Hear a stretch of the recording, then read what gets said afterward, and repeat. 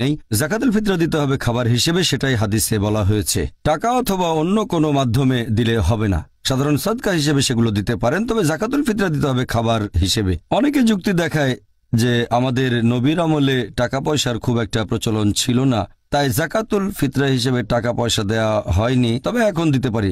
এরা একটা জিনিস বুঝতে পারে না যে আমাদের নবীর আমলে আর সাহাবীগণের আমলে মুদ্রা ছিল দিরহাম, তারপর দিনার ছিল, টাকা ছিল। তখন হয়তো কাগজের নোট ছিল না, কিন্তু টাকা তো ছিল। মানুষ তখনও মুদ্রা বিনিময় করত দিরহাম আর দিনার দিয়ে। তাই এই যুক্তিটা পুরোপুরি ভুল। ফিতরা টাকা দিয়ে না, খাদ্য দিয়ে আদায় করতে হবে। এটা টাকা দিয়ে যদি আদায় করা যেত তাহলে নবীজি নিজেও টাকা দিয়ে আদায় করতেন। নবীজি তো কোনোদিন টাকা দিয়ে আদায় করেন নাই। দেড়হাম দিনার ওনার যুগে ছিল, দেড়হাম দিনার দিয়ে কখনো আদায় করেন নাই। খাদ্য দিয়ে কিশমিশ, জব, গম, খেজুর, পনির, এগুলো দিয়ে 6 প্রকারের খাদ্য, এইসব দিয়ে তিনি আদায় করেছেন, 100 দিয়েছেন। আমাদের বাংলাদেশেও আমরা খাদ্য দিয়ে আদায় করব, এটা একটা ফরজ ইবাদত। তো মাতান লিল মাসাকিন, মিসকিনের জন্য খাদ্য। সদকায়ে ফিতরকে ইবনে আব্বাসের হাদিসে বলা হয়েছে তো মাতান লিল মাসাকিন, তামউইনান লিল মাসাকিন বলা হয় নাই। মিসকিনের জন্য অর্থায়ন এটা বলা হয় নাই, মিসকিনের জন্য টাকা দান এটা বলা হয় নাই। তো মাতান লিল মাসাকিন, মিসকিনকে খাদ্য দান। তা আল্লাহ রাসূল তার সাহাবীরা বলছেন মিসকিনকে খাদ্য দান। ফরাদা রাসূলুল্লাহ সাল্লাল্লাহু আলাইহি ওয়াসাল্লাম সামিন তুআমিন, 100 খাদ্য ফরজ করেছেন, 100 খাদ্য। আপনি আর আমি এত পণ্ডিতি করার দরকারটা কি? মুদ্রা দিয়ে ফিতরা আদায় হবে না, টাকা দিয়ে ফিতরা আদায় হবে না, শস্য দিয়ে ফিতরা আদায় করতে হবে। সারা দুনিয়ার মানুষ যদি টাকা দিয়ে ফিতরা আদায় করে, সারা দুনিয়ার মানুষই গুনাহগার। এখন এই রাসূলুল্লাহ সাল্লাল্লাহু আলাইহি ওয়াসাল্লামের দেয়া যে নির্ধারিত যে পণ্যগুলো, সেগুলো দিয়ে দেয়া এটা নিশ্চিত সুন্নাহ, এবং এটাই হচ্ছে প্রকৃত সুন্নাহ। ফিতরা টাকা দিয়ে ফিতরা দিলে ফিতরা হবে না, না না, সঠিক মত। ফিতরা এটা বাদান, শরীরের যাকাত। শরীর টাকা খায় না, খাদ্য খায়। ফিতর মানেই খাদ্য, ফিতর মানেই নাস্তা, ফিতর মানেই রোজা ভাঙ্গা। রোজা ভাঙ্গা কি টাকা খাইবেন নাকি? টাকা খাওয়া যায়? ধরে নেই ফিতরা ফরজ। কতটুকু ফরজ? 2.5 কেজি। কি খাদ্য? কখন দিতে হবে? ঈদের নামাজের আগে। এনাফ। আর কি বাকি থাকে? এখন যদি কোনো আল্লাহর ওলি এসে আপনাকে বলে যে ভাই কুরবানি ফালতু দিয়ে লাভ নাই, মাংস নষ্ট হয়, এক কাজ করেন, কুরবানির 10,000 20,000 টাকা গরিব মানুষের মধ্যে বন্টন করে দেন, কি বলছেন? কুরবানি আদায় হবে? কেন হবে না?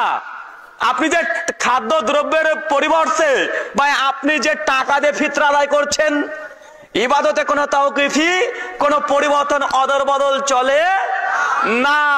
লোকরা তো খাদ্যদ্রব্য দিয়ে ফিতরা নিতে চায় না, টাকা দিয়ে দিলে আসানি। ইবাদতে তাওকিফি, কোন ইবাদতকে পরিবর্তন করতে হলে আপনাকে আল্লাহর নবী আসতে হবে, আপনার উপর ওহী আসতে হবে। টাকা দিয়ে ফিতরা দেওয়া যাবে কিনা, এর উত্তর হচ্ছে নবী সাল্লাল্লাহু আলাইহি ওয়াসাল্লাম টাকা দিয়ে ফিতরা দিয়েছেন এমন প্রমাণ নেই। ফারাদা রাসূলুল্লাহি সাআম মিন তামরিন ওয়া সাআম মিন শাইরিন, এইভাবে বুররিন, তিনি জব দিয়ে, খেজুর দিয়ে, গম দিয়ে এইভাবে ফিতরা দিয়েছেন, এটার প্রমাণ আছে। 1 সা পরিমাণ দিয়েছেন। এবং আবু সাঈদ খুদরি রাদিয়াল্লাহু তাআলা আনহুর হাদিস, যেটি বুখারীতে এসেছে, সাআম মিন তাআম, 1 সার খাদ্য, সরাসরি বলেছেন।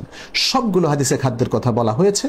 অতএব খাদ্য দিয়েই যাকাতুল ফিতর আদায় করা, এটাই হচ্ছে প্রফেটিক ইনস্ট্রাকশন বা নবী সাল্লাল্লাহু আলাইহি ওয়াসাল্লামের নির্দেশনা।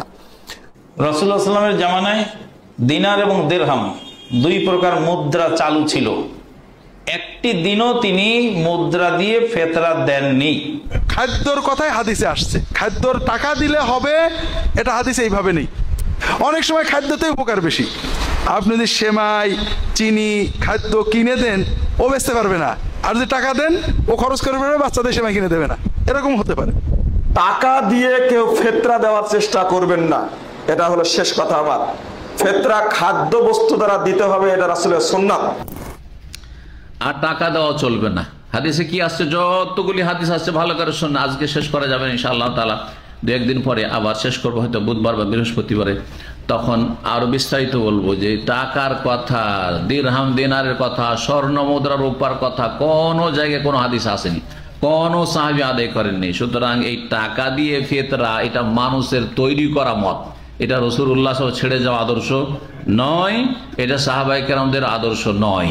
ইবাদত বন্দেগীর ক্ষেত্রে সতর্ক হন, আর না হইলে যাবেন ক্ষতিগ্রস্ত হয়ে জাহান্নামে, যে ফরজ তরককারী। কারণ তুমি নবীর তরিকায় তো ফরজ আদায় করেনি, তোমাকে বলেছিলেন যে টাকা দাও, বলেছিলাম যে টাকা দাও। আল্লাহ বলবেন যে তোমাদেরকে রসুল বলেছিলেন এই কথা? কোন সাহাবী করেছিলেন এমনটা? তো নিজের পক্ষ থেকে কেন করলে? মোল্লাদের মন গড়া ফতোয়া কেন শুনলে? হাদিসের কথা কেন শুনলে? রসুলের কথার সামনে মানুষের কথাকে রাখলে?